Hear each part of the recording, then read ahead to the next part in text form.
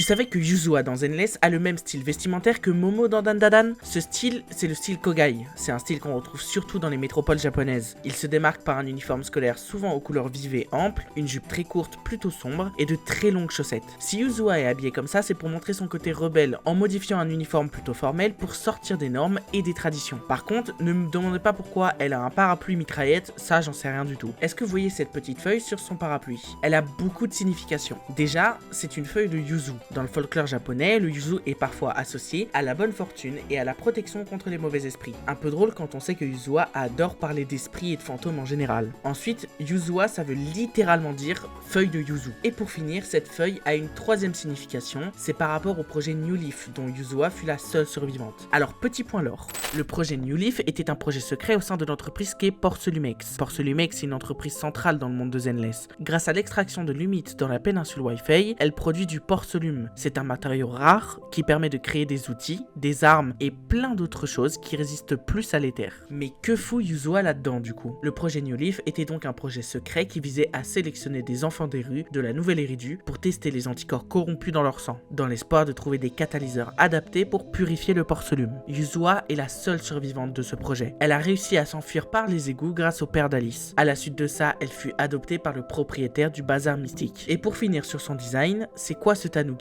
Bon, pour faire simple, Yuzua a un jour sauvé le tanuki d'un groupe d'enfants qui le noyait, et le tanuki l'a aidé en retour dans une néantre. Par la suite, ils sont devenus super potes. En tout cas, merci à Nono, sans qui cette vidéo ne serait pas là, parce que je suis plutôt du genre à marteler le bouton skip. Son TikTok est en description. Sur ce, prenez soin de vous, et abonnez-vous pour plus de contenu autour de Zenless.